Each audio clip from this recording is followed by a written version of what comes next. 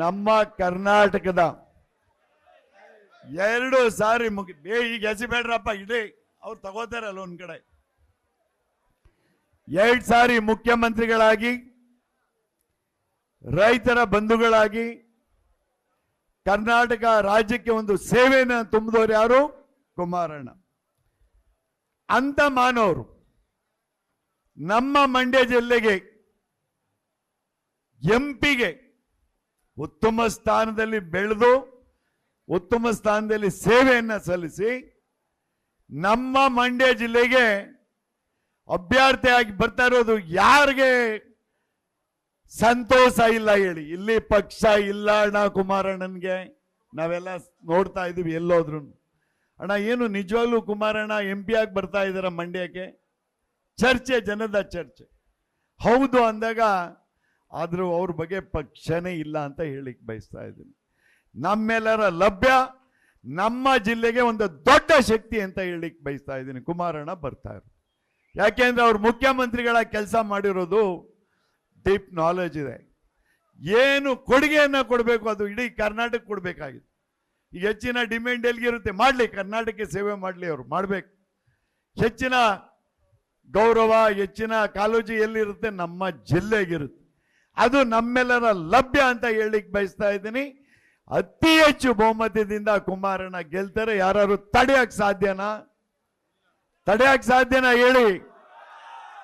ಈಗ ಕುಮಾರಣ್ಣವ್ರು ಏನು ಅಂತ ನಮ್ಮ ಜಿಲ್ಲೆಗೆ ಬಂದವರಲ್ಲ, ಕ್ಯಾಂಡಿಡೇಟ್ ಚಂದ್ರು ಅವರು ಸ್ಟಾರ್, ಕುಮಾರಣ್ಣನ ಶಿಷ್ಯ, ಅವರ ಕೈ ಕೆಳಗದಲ್ಲಿ ಬೆಳೆದವನು. ಕುಮಾರಣ್ಣನ ಎದುರುಗಡೆ ಕ್ಯಾಂಡಿಡೇಟ್ ಎದುರುಗಡೆ ಬರಬೇಕಾದ್ರೆ ನಿಜವಾಗ್ಲೂ ಅವ್ರಿಗೆ ಪೇಸ್ ವ್ಯಾಲ್ಯೂ ಸಿಗುತ್ತಾ ಅಂತ ಯೋಚನೆ ಮಾಡಿ. ಸಿಗುತ್ತಾ? ಕುಮಾರಣ್ಣ ಬಂದ್ರೆ ಎಲ್ಲೋ ಒಂದ್ ಕಡೆ ಕೌತ್ಕೊಂಡ್ಬಿಡ್ತಾರೆ ಕ್ಯಾಂಡಿಡೇಟ್. ನಿಜನೋ ಇಲ್ವೋ ಹೇಳಿ? ಎದುರುಗಡೆ ಬರಕ್ ಸಾಧ್ಯನೇ ಇಲ್ಲ. ಈಗ ನಾನು 3 ಸಾರಿ ಶಾಸಕನಾಗಿ 5 ಖಾತೆಯನ್ನ ಅನುಭವಿಸಿದ್ದೀನಿ. ಆದ್ರೂ ಕುಮಾರಣ್ಣ ಬಂದ್ರೆ ನಮ್ಗೆ ಒಂದು ಸ್ವಲ್ಪ ಭಯದ ವಾತಾವರಣ. ಯಾಕೆಂದ್ರೆ ಮುಖ್ಯಮಂತ್ರಿಗಳಾದರು, ಪ್ರಧಾನ ಮಂತ್ರಿ ಅವ್ರ ಮಗ, ನಾಲೆಜ್ ಇರೋರು. ನೀವು 15 ವರ್ಷ 20 ವರ್ಷ ಏನಾದ್ರು ಒಂದು ವಿಷಯ ಹೇಳಿರಿ ಅವ್ರ ಕಿವಿಗೆ, ಇಂಥೇ ಸಂದರ್ಭದಲ್ಲಿ ಇಂಥೇ ಸಮಯದಲ್ಲೇ ಮಾತಾಡಿದ್ರಿ ಅಂತ ಹೇಳುವಂತ ಜ್ಞಾನ ಶಕ್ತಿ ಯಾರಿಗಾರು ಇದ್ರೆ ಯಾರಿಗೆ ಹೇಳಿ? ಕುಮಾರಣ್ಣ ಅವ್ರಿಗೆ. ಅಂಥವ್ರ ಹತ್ರ ಇವರು ಕ್ಯಾಂಡಿಡೇಟ್ ಆಗಿ, ಅವರು ನಿಜವಾಗ್ಲೂ ಕುಮಾರಣ್ಣ ಕ್ಯಾಂಡಿಡೇಟ್ ಇವ್ರು ಪ್ಲಾನ್ ಮಾಡಿದ್ರು. ಏನೋ ನಮ್ಮ ಹೀರೋಗಳೆಲ್ಲ ಹೈರಿಕ್ರು ಇಲ್ಲಿ ಕುಂತಿರೋ ಅಂತ ಮಾನಭಾವರು ಹೇಳದ್ದೊಂದು ಹೆಸರು, ತಂದದ್ದೊಬ್ಬರನ್ನ. ನಿಜವಾಗ್ಲೂ ಕುಮಾರಣ್ಣ ಕ್ಯಾಂಡಿಡೇಟ್ ಆಗ್ತಾರೆ ಅಂದ್ರೆ ಸ್ಟಾರ್ ಬಿಲ್ಡರ್ ಚಂದ್ರು ಬರ್ತಿರ್ಲಿಲ್ಲ, ಯಾವುದೇ ಕಾರಣಕ್ಕೂ ಬರ್ತಿರ್ಲಿಲ್ಲ. ಬರ್ತಿದ್ರೆ ಹೇಳಿ? ಇವಾಗ್ಲೂ ಗೆಲುವು ಯಾರ್ದು? ಕುಮಾರಣ್ಣ ನಮ್ದು. ಬಿಜೆಪಿ JDS ಇಬ್ಬರದು ಅಪ್ಪ. ನೀವು ಖಾಲಿ ಕಾಂಗ್ರೆಸ್ನವ್ರು ಕುಂತ್ಕೊಂಡು ಅಡ್ವಾಂಟೇಜ್ ತಗೋಬಿಟ್ಟಿರ, ಅದ್ ಬೇರೆ. ನಾವು ಓಪನ್ ಆಗಿ ಬಂದಿದ್ವಿ. ಕುಮಾರಣ್ಣವ್ರು ಬಂದ್ರೆ ನಮ್ಮ ಜಿಲ್ಲೆ ಉತ್ತಮ ಸ್ಥಾನಕ್ಕೆ ಹೋಗುತ್ತೆ. ಇನ್ನೊಂದು ಮಾತನ್ನ ಹೇಳ್ತೀನಿ, ನಾನು ಸಚಿವನಾಗಿದ್ದಾಗ ಅಣ್ಣ ನೀರನ್ನ ನಿಲ್ಲಿಸ್ಲಿಲ್ಲ ನಾನು. ನಾವೆಲ್ಲ ಚರ್ಚೆ ಮಾಡ್ತಿದ್ದೋ. ನನಗೆ ಬಂದು ಫೋನ್ ಬರ್ತಿರೋಂಥ ಸಂದರ್ಭದಲ್ಲಿ ನಾನು ಇವ್ರಿಗೆಲ್ಲರಿಗೂ ಫೋನ್ ಮಾಡ್ತಿದ್ದೆ, ನಿಖಿಲ್ ಅಣ್ಣ ನೀರು ಬಿಡ್ಬೇಕಾ? ಇಲ್ಲಿದ್ದಾರೆ ನಮ್ಮ ಗೌಡ್ರು, ಬೇಡ್ಲಿಲ್ಲ, ನಾವು ನೀರನ್ನು ನಿಲ್ಲಿಸ್ಲಿಲ್ಲ, ರೈತರುಗಳಿಗೆಲ್ಲ ಕಷ್ಟ ಆಗುತ್ತೆ ಅಂತೇಳಿ. ಈಗ ಯಾತಕ್ಕಾಗಿ ನಿಲ್ಲಿಸಿದ್ದಾರೆ? ಸಂದರ್ಭದಲ್ಲಿ 70 ಅಡಿ ನೀರಿದ್ದಾಗ್ಲೂ ಸಹ ನಂಜುಂಡೇಗೌಡರು ಗೊತ್ತಿದೆ, ನೀರು ಬಿಟ್ಟಿದೆ. ಇವತ್ತು 85 ಅಡಿ ನೀರಿದೆ. ಯಾತಕ್ಕಾಗಿ ನಿಲ್ಲಿಸಿದ್ದಾರೆ? ಅವರ ಎಲ್ಲ ಕೌಲೆ ಕೆಲಸ ನಡಿಬೇಕು, ಕಾಂಟ್ರಾಕ್ಟರ್ಗೆ ಅನುಕೂಲ ಆಗ್ಬೇಕು ಅನ್ನೋದಕ್ಕೆ ನೀರು ನಿಲ್ಲಿಸಿದ್ದಾರೆ. ಅದನ್ನ ತಾವೆಲ್ಲ ಯೋಚನೆ ಮಾಡಬೇಕಾಗ್ತದೆ. ಬೈಯೋದು ಬೇಡಪ್ಪ ಅನ್ಕೋ, ಕೇಳು. ಅದಕ್ಕಾಗಿ ದಯವಿಟ್ಟು ನಮಗೆ ನಿಖಿಲಣ್ಣ ಯಾಕೆ ಅಂತ ಹೇಳಿದ್ರೆ, ಈ ಜನಸಾಗರ ನೋಡಿದ್ರೆ ಗೊತ್ತಾಗುತ್ತೆ ನಮಗೆ.